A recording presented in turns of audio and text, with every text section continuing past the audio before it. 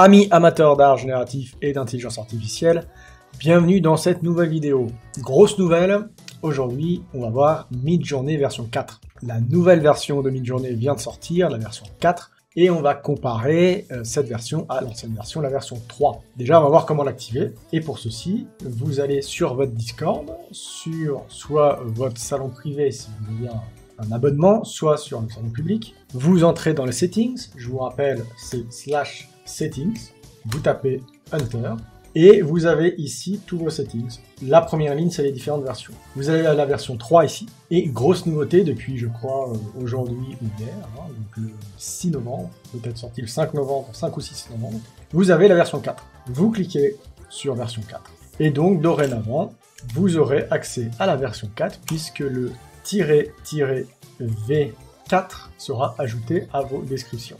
Alors, une chose, pour l'instant, ce modèle ne permet pas de choisir la résolution, donc on est toujours sur un format 1.1, et ne permet pas d'agrandir au-delà de 1024 par 1024. Donc on a encore pour l'instant des restrictions. Je crois qu'il ne prend pas encore en compte les mots, le poids sur les mots, et je ne pense pas qu'il prend non plus en compte les images d'initialisation.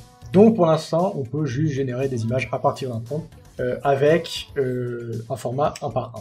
On a fait un premier test avec Robot. On va voir que ce modèle donne des images beaucoup plus réalistes en fait que la version 3. Alors voilà le résultat. On peut voir avant on avait un style Midjourney qui était assez caractéristique.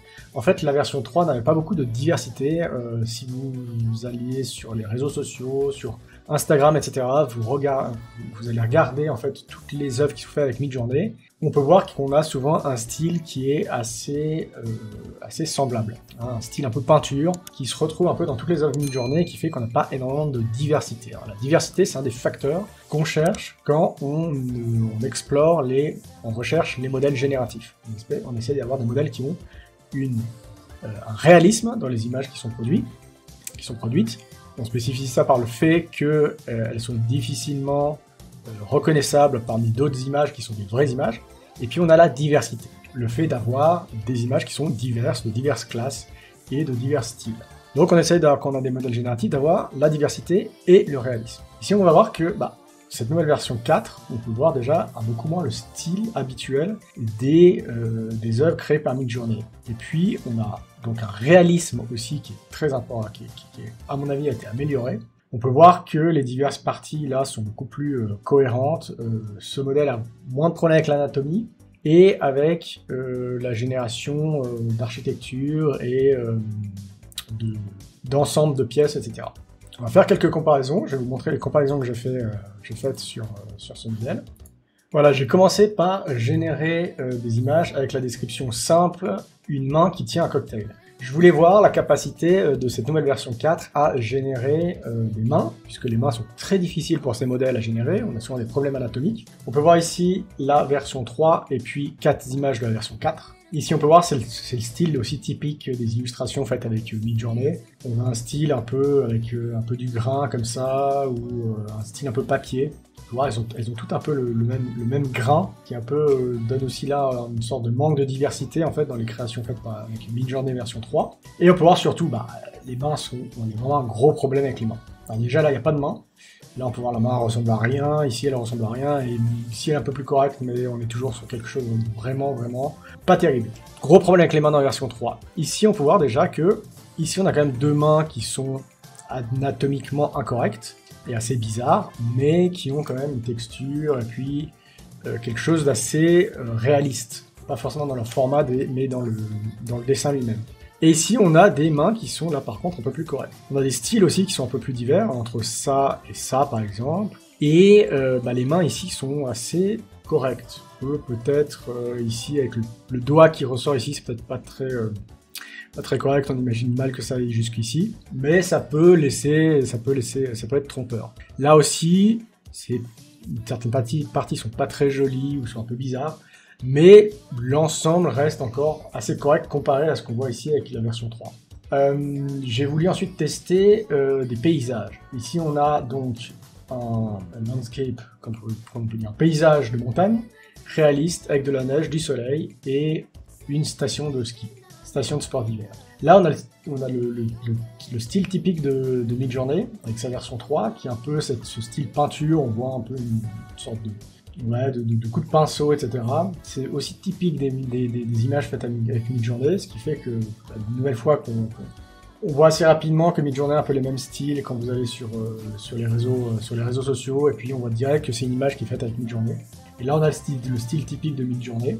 Et on peut voir que le Midjourney version 4 a un style qui est quand même assez différent. Alors les images ont tout un style qui est un peu semblable, mais c'est parce qu'on n'a pas forcément spécifié de style approprié. Mais on peut voir qu'il a un style plus dessin, plutôt que peinture, avec des perspectives que je trouve plus variées. Donc on a des angles de vue qui sont plus variés, celle-là vers le haut, celle-là plus vers la base, et qui sont un peu plus diverses, je trouve aussi. Et un style qui est, je trouve, en soi, au niveau artistique, donne un style qui est plus réaliste. Au niveau des perspectives aussi, c'est assez juste. Là, on peut voir, il n'y a pas tellement de problème de perspective. Là non plus. Là, il y a peut-être une petite faute. Là, on voit un peu le point de fuite qui devrait aller plutôt vers là-bas. Et là, ce bâtiment a un peu un angle un peu spécial. Celui-là aussi. Mais généralement, on a quelque chose de vraiment assez cohérent. Moi, je trouve, en tout cas, ces images-là, plus réalistes artistiquement qu'en fait ces images-là, et plus intéressantes. Un peu le petit glitch ici aussi, on ne sait pas trop ce qu'il fait là, mais moi je trouve ces images assez intéressantes et assez jolies. Je voulais voir aussi, vous savez, Midjourney, problème avec l'anatomie, surtout avec les yeux, les visages, etc. Alors là, j'ai fait plutôt avec un animal.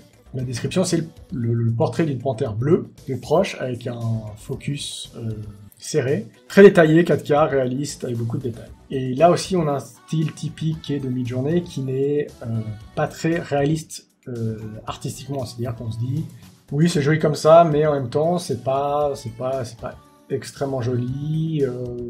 C'est pas un style, moi, que je trouve incroyable, qui est pas très réaliste dans les formes, etc. qu'elles ont. Et là, par contre, on a vu avec les... Ici, on n'a pas trop de problème avec les yeux, là, ça va à peu près, là, ils sont juste pas très détaillés, et puis là, par contre, il y a un gros problème avec les yeux. D'une manière générale, là, le visage est pas très bien fait, et ça ressemble pas tellement, dans ce cas-là, ici, par exemple, à une panthère. Alors que dans la version 4, on a quelque chose qui est beaucoup plus réaliste au niveau de l'anatomie, au niveau du visage, on a vraiment le visage d'une panthère, avec les poils, etc. On a, par contre, un bleu qui a été plus mis dans un peu la teinte, comme s'il y avait une lumière bleue, et dans les yeux. Et les yeux, d'une manière générale, ils sont plus divers et je trouve qu'ils sont un peu mieux faits. En tout cas, dans l'expression faciale de la panthère, on a quelque chose d'un peu mieux. Là aussi, j'ai augmenté la résolution quand j'ai fait générer ces images. Donc là, si on avait la capacité d'augmenter aussi la résolution, on aurait peut-être beaucoup plus de détails sur les poils. Ça, c'est peut-être ce qui reste à faire. On a des poils là qui sont pas très détaillés. Par contre, au niveau anatomiquement, je trouve que la panthère là est beaucoup mieux faite. Et au niveau des yeux, on a quelque chose qui est aussi, je trouve, beaucoup plus réaliste et beaucoup plus moins dérangeant. Pour faire quelque chose d'un peu plus surréaliste, j'ai demandé un portrait d'un lapin dans un costume avec une valise dans la forêt, un rendu 3D très détaillé. Là aussi, c'est un peu les images typiques de Midjourney, où on a toujours un peu ce personnage central avec autour une scène qui est pas forcément cohérente, avec des fois on ne comprend pas pourquoi le lapin est un peu comme ça, là le visage est pas très bien fait, là le lapin il est coupé à ce niveau-là et ensuite il est posé sur le sol. Mais disons que l'environnement là est pas très développé, et puis là on a carrément des yeux qui sont manquants, et on a quelque chose qui est marrant, qui est joli, qui est marrant comme ça, mais qui au niveau artistique qui n'est pas forcément hyper satisfaisant, alors que la version 4, elle donne des images qui sont vraiment superbes. Avec vraiment ce lapin, par exemple, ici, là, qui a un petit sourire, toute la face est super bien faite, les oreilles sont super bien faites, il est vraiment dans son costume, au plein milieu de la forêt, ça donne un réalisme artistique qui est vraiment incroyable. Et celui-là aussi, il y a un VRP là, qui est en campagne, avec pour vendre... du je sais pas quoi, ses copains lapins, et on a juste un problème sur les lunettes, là, qui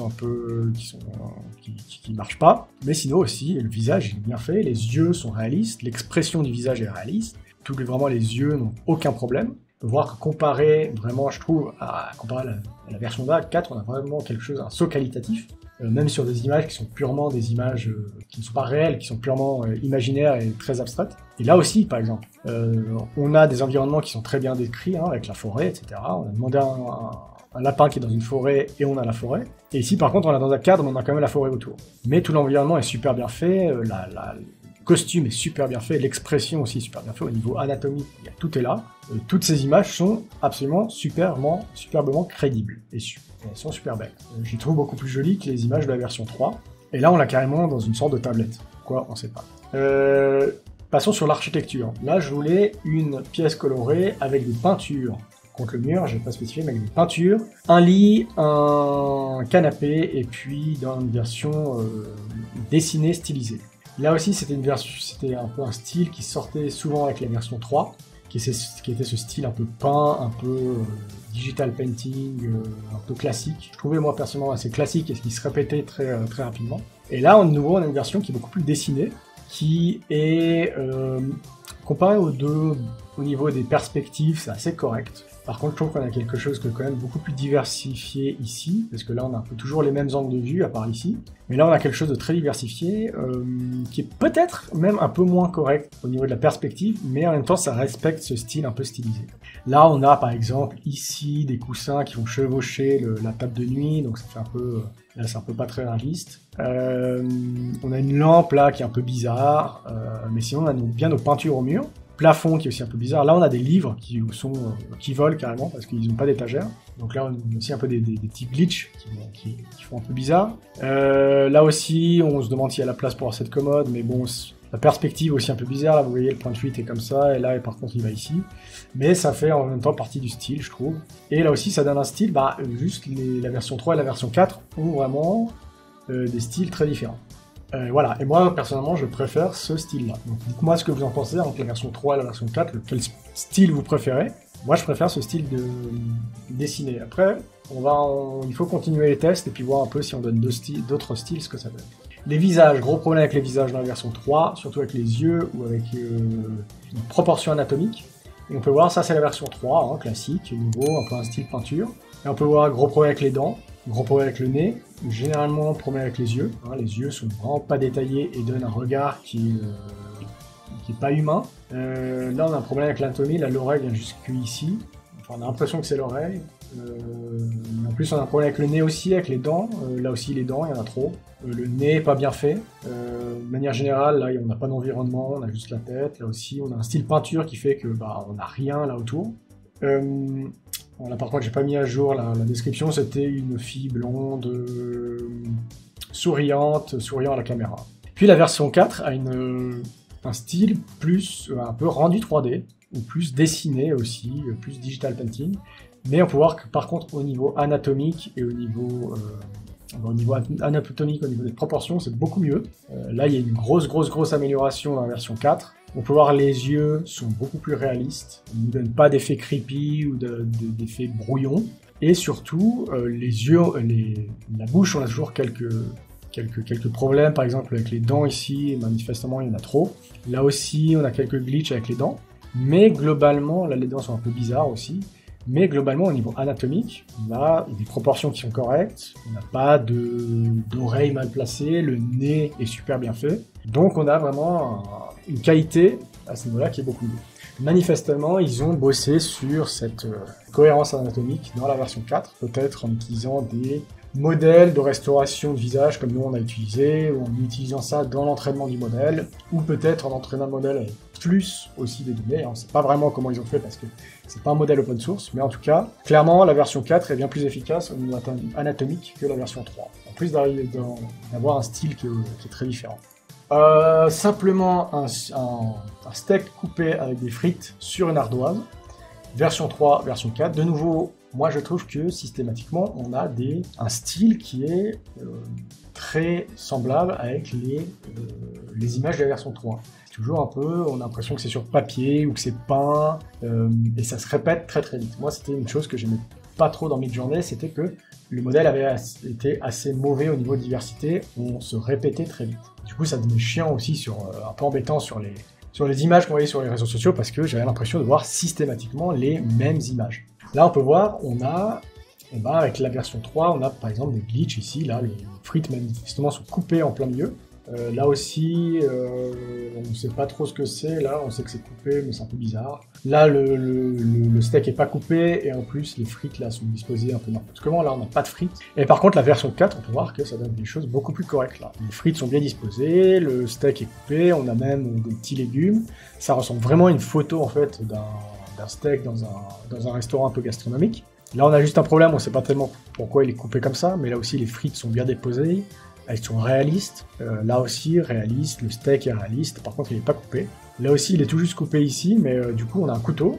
Là aussi le modèle rajoute des choses qui sont extrêmement réalistes, et les frites sont super bien déposées. Donc on n'a pas de glitch en fait qui donne à l'image en fait cet aspect un peu fake. Et on a aussi un style qui est un peu plus, je trouve un peu plus réaliste, comparé à la version 3. Est-ce qu'on a une autre image? C'est tout. Donc vous avez vu comment activer la version 4 de Midjourney. C'est la version 4 de Midjourney, elle te donne des résultats qui sont vraiment, pour moi je trouve, un niveau qualitatif qui est vraiment supérieur à la version 3. On attend les mises à jour pour pouvoir surtout augmenter la résolution des images, parce que ça va donner des images qui vont être absolument magnifiques, pour pouvoir faire des formats différents. Donc tout ça va venir, et je pense que le modèle va aussi être amélioré dans les semaines qui viennent. Donc on va suivre ça, on va aussi faire d'autres tests pour voir, comparer un peu avec des images vraiment beaucoup plus avancées que j'ai fait avec la version 3, voir si je l'ai fait avec la version 4, qu'est-ce que ça donne? Est-ce que je peux faire quelque chose de beaucoup mieux? Si au niveau de la diversité, on va voir ce que les gens vont générer comme des images, est-ce que vous allez générer? Est-ce qu'on a vraiment une diversité qui a augmenté? Donc on va tester ça dans les semaines qui viennent, en plus de tous les autres vidéos dans lesquelles on va tester les différents modèles, Stable Diffusion, on a plein de choses à faire sur Stable Diffusion. Donc abonnez-vous à la chaîne si vous voulez la faire vivre, likez cette vidéo, vous connaissez comment fonctionne l'algorithme de YouTube. Il faut faire vivre cette vidéo, donc il faut la liker pour qu'elle soit propagée plus dans les recommandations. Et puis moi je vous dis à la prochaine pour de nouvelles vidéos et de nouvelles news sur l'intelligence artificielle et l'art génératif. Allez, ciao!